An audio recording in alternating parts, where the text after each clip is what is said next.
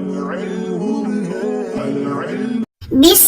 الله الرحمن الرحيم. اللهم صل على سيدنا ومولانا محمد أفضل صلواتك بعدد معلوماتك وبارك وسلم وصل عليه. بسم اللہ الرحمن الرحیم. عزیز طلباء کرام، مختارات من ادب العرب سے بحمد اللہ تعالی آج ہمارا سبق نمبر 16 ہے، اور جو مضمون ہم آج شروع کرنے جا رہے ہیں اس کا عنوان ہے عباد الرحمن، یعنی رحمان کے بندے.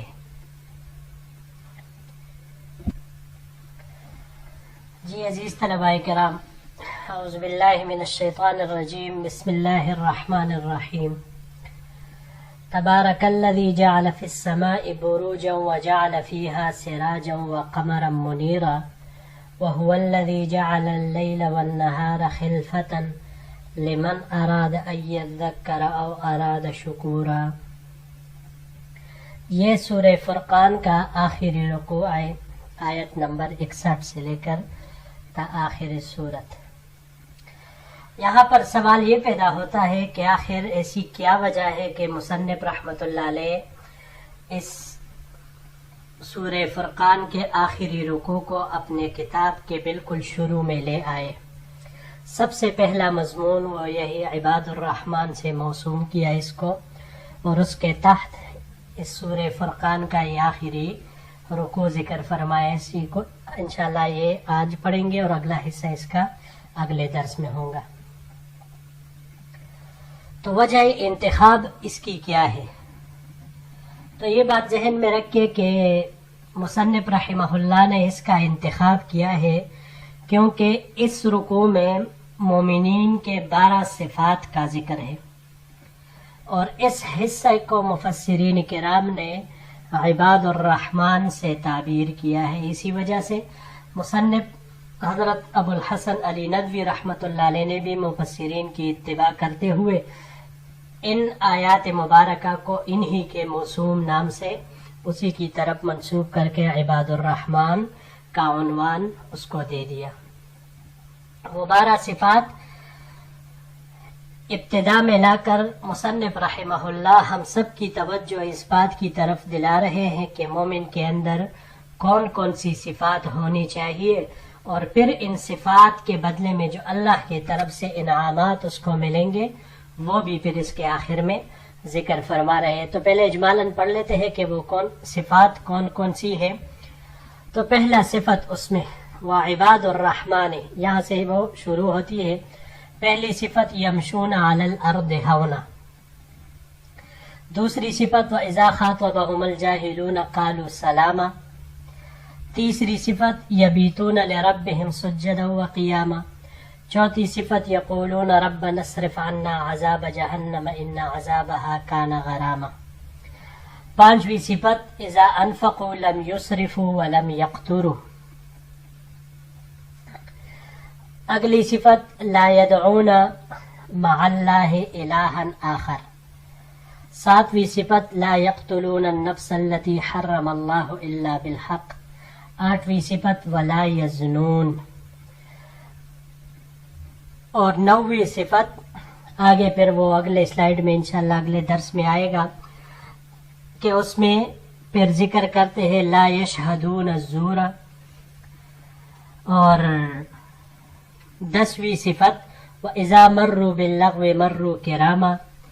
11ویں صفت اذا ذکروا بآیات ربهم لم یخروا علیہا صما وعمیانا. اور 12ویں صفت ربنا هب لنا من ازواجنا وذریاتنا قرۃ اعین وجعلنا للمتقین اماما. یہ 12ویں آیت اور 12ویں صفات، یہ 12 کے 12 صفات ہیں. تو ان صفات کے حاملین کے لیے پھر اللہ کے ہاں اجر ہوگا. اس اجر کے بارے میں بھی آگے پھر اللہ جل شانہ ارشاد فرما رہے اولئک یجزون الغرفۃ بما صبروا ویلقون فیہا تحیۃ وسلاما خالدین فیہا حسنت مستقرا ومقاما. تو بہرحال یہ وہ صفات ہے، اور انہی کی وجہ سے مصنف رحمہ اللہ نے ان آیات مبارکہ کو اور اس رکوع سورہ فرقان کو یہاں پر ذکر کیا کہ مومن کے اندر انہی صفات کا ہونا یہ اس کے لیے باعث کامرانی اور باعث نجات یہ بنے گا. تو بڑھتے ہیں اپنے سبق کی طرف. تبارک الذی جعل فی السماء بروجا وجعل فیہا سراجا وقمرا منیرا. بڑی بابرکت ہے وہ ذات جس نے بنائے ہیں آسمانوں میں برج اور رکھا ہے ان میں ایک چراغ اور روشنی کرنے والا چاند. وَهُوَ الَّذِي جَعَلَ اللَّيْلَ وَالنَّهَارَ خِلْفَةً. اور وہی ذات ہے جس نے بنایا رات اور دن کو خلفتاً آگے پیچھے. لمن اراد ان یذکر. رات اور دن کو آگے پیچھے آنے والا اس شخص کے لیے جو ارادہ کرتا ہے کہ نصیحت پکڑے. او ارادہ شکورا. یا جو ارادہ کرتا ہے شکر گزاری کا. وعباد الرحمن الذین. اور رحمان کے بندے وہ ہے یمشون علی الارض ہونا جو چلتے ہیں زمین پر وقار کے ساتھ. وَإِذَا خَاطَبَهُمُ الْجَاهِلُونَ قَالُوا سَلَامًا. اور جب خطاب کرتے ہیں ان سے جاہل نادان لوگ تو وہ کہتے ہیں سلام. وَالَّذِينَ يَبِيتُونَ لِرَبِّهِمْ سُجَّدًا وَقِيَامًا. اور وہ لوگ جو رات گزارتے ہیں اپنے رب کے سامنے سجدہ ریز ہوتے ہوئے اور قیام کرتے ہوئے. والذین یقولون ربنا اصرف عنا عذاب جہنم. اور وہ لوگ جو کہتے ہیں کہ اے ہمارے پروردگار ہٹا دے ہم سے جہنم کا عذاب کو. ان عذابہا کان غراما. بے شک اس کا عذاب لازم ہونے والا ہے. انہا ساءت مستقرا و مقاما. بے شک وہ جہنم بہت بری جگہ ہے ٹھہرنے کی اور رہنے کی. والذین اذا انفقوا لم یسرفوا ولم یقتروا. بے شک وہ لوگ کہ جب وہ خرچ کرتے ہیں اور وہ لوگ جب وہ خرچ کرتے ہیں تو نہ اسراف کرتے ہیں ولم یقتروا اور نہ بخل کرتے ہیں. وکان بین ذلک قواما. اور وہ ہوتا ہے اس کے درمیان ان کا گزران. والذین لا يدعون مع اللہ الہا آخر. اور عباد الرحمن یہ وہ لوگ ہیں جو نہیں پکارتے اللہ کے ساتھ کسی اور کو الہ. ولا يقتلون النفس التي حرم اللہ الا بالحق. اور نہیں قتل کرتے اس جان کو کہ اللہ نے اسے حرام قرار دیا ہے مگر حق کے ساتھ. ولا یزنون. اور نہیں وہ بدکاری کرتے ہیں. ومن یفعل ذلک یلقى اثاما. اور جو شخص ایسا کرے گا وہ پائے گا گناہوں کی سزا. یضاعف له العذاب یوم القیامت. دگنا کیا جائے گا اس کے لیے عذاب قیامت کے دن. ویخلد فیہ مہانا. اور ٹھہرے گا اس میں خوار کیا ہوا. الا من تاب. یہ پھر اگلے انشاءاللہ سلائیڈ میں اس کو پڑھیں گے.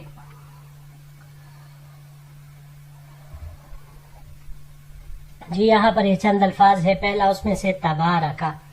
بارکہ سے ہے باب تفاعل سے یہاں پر یہ استعمال ہوا ہے تبارکن. مقدس ہونے کے معنی میں یہ آتا ہے. باب نصر سے اگر اس کو لیا جائے بروکن تو بیٹھنے کے معنی میں یہ آتا ہے. اور اگر باب افعال پر اس کو لیا جائے ابراکن. ابرک یبرک ابراکن تو اونٹ کو بٹانے کے معنی میں یہ آتا ہے. اس کے علاوہ باب تفعیل سے تبریکن برکت کی دعا کرنا اس معنی میں یہ آتا ہے. بروجن یہ برج کی جمع ہے. آسمان کے برجوں میں سے ایک برج. آسمان میں کل 12 برج ہیں جن کے نام کچھ اس طرح ہے: حمل، ثور جوزا سرطان اسد سنبلہ میزان عقرب قوس جد دل اور حوت، یہ 12 نام ہیں۔ پھر ہمارے اس شمسی نظام میں 7 بڑے سیارے ہیں جو انہی برجوں کے درمیان چلتے ہیں۔ تو جیسے مثال کے طور پر پہلا مریخ، یہ حمل اور عقرب میں چلتا ہے، زہرہ یہ ثور اور میزان میں، عطارد یہ جوزا اور سنبلہ میں، قمر سرطان میں، شمس یہ اسد میں، مشتری یہ قوس اور حوت میں، جبکہ زحل یہ جد اور دلو میں، یہ اس مدار میں چلتے رہتے ہیں اور حرکت کرتے رہتے ہیں۔ بہرحال برج یہ باب تفعیل سے تبریجن برج بنانے کے معنی میں آتا ہے۔ اگلا لفظ ہے جی خلفتن۔ خلفتن یہ باب نسورہ سے یہاں پر استعمال ہوا ہے۔ خلفن خلفتن ایک دوسرے کے قائم مقام ہونا، اور اگر اس کا مصدر خلافتن آ جائے تو پھر جانشین ہونے کے معنی میں، خلیفہ ہونے کے معنی میں، اور اگر خا کے ضمہ کے ساتھ ہو خلوفن تو پھر خلوفن یہ بے وقوف ہونے کو کہا جاتا ہے۔ اس کو اگر ہم باب سمعہ سے لے لیں خلفن، تو خلفن بائیں ہاتھ سے ہونا، یعنی وہ انسان جو تمام کام بائیں ہاتھ سے کرنے والا ہو، لکھنے والا ہو، سب کچھ۔ اس کو اگر ہم باب افعال سے لے لیں اخلف یخلف اخلافن، وعدہ خلاف پانا، اور تفعیل سے لینے کی صورت میں تخلیفن پیچھے چھوڑنے کے معنی میں یہ آئے گا۔ غرامہ اگلا لفظ ہے جی غرامن، ہلاکت کو، عذاب کو کہا جاتا ہے۔ باب سمعہ سے غرمن غرامتن، یہ دونوں مصدر اس کے آتے ہیں، نقصان اٹھانے کو کہا جاتا ہے۔ اور اگر باب افعال سے اس کو لیا جائے غرامن، ادائیگی کو لازم کرنے کے معنی میں یہ آتا ہے۔ اور اگر باب تفاعل سے لیا جائے تو باب تفاعل سے لینے کی صورت میں تغرمن، تاوان برداشت کرنے کے معنی میں آتا ہے۔ ساعت ساعت سو سے باب نصرہ سے سوءن سواءتن، برا سلوک کرنا، مکروہ سلوک کرنا، اس معنی میں۔ اور اگر مصدر سواءن آ جائے تو پھر قبیح ہونے کے معنی میں یہ آئے گا۔ اس کے علاوہ اگر ہم اس کو باب تفعیل سے لے لیں تسویئتن تو پھر یہ بگاڑنے کے معنی میں آئے گا۔ اور سرزنش کرنے کے معنی میں بھی آ سکتا ہے۔ ولم یقتروا قطرہ، قطرہ یقتر قطرن قطورن، باب ضربہ اور نصرہ سے قطرن قطورن دونوں طرح نفقہ میں کمی کرنے کے معنی میں آتا ہے قطرن قطورن، اور اگر تا کے حرکت کے ساتھ انہی ابواب سے آ جائے قطرن تو پھر اندازہ کرنا، تخمینہ کرنا، اس معنی میں یہ استعمال ہوگا۔ اس کے علاوہ اگر ہم اس کو باب افعال سے لے لیں تو باب افعال سے لینے کی صورت میں اقتارن، مال کم ہونا، اس معنی میں یہ آئے گا۔ باب تفعیل سے لینے کی صورت میں تقتیرن، نفقہ میں تنگی کرنا، یہ اس معنی میں آئے گا۔ اور باب تفاعل سے تقترن، یہ غضبناک ہو کر آمادہ جنگ ہونا، اس معنی میں آئے گا۔ قوامہ، قوامہ اعتدال کو کہا جاتا ہے۔ قدر قامت اس کو بھی کہا جاتا ہے۔ باب نصرہ سے قومن قیامن، اعتدال پر ہونا۔ اور اس کو اگر ہم باب افعال سے لے لیں اقامتن تو باب افعال سے اقامتن معنی اقامت کرنا، وطن بنا لینے کے معنی میں یہ آئے گا۔ اور باب تفعیل سے اس کا مصدر تقویمن، سیدھا کرنے کے معنی میں پھر یہ آئے گا۔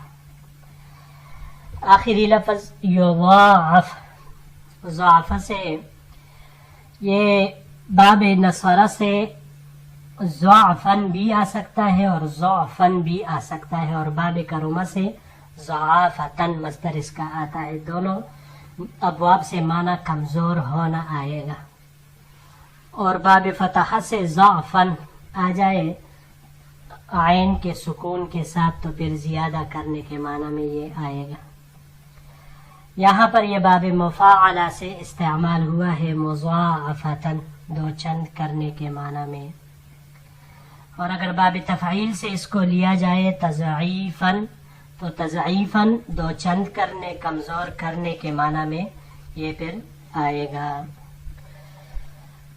جی عزیز طلباء کرام، بحمد اللہ تعالی ہمارا یہ درس بھی اپنے اختتام کو پہنچا.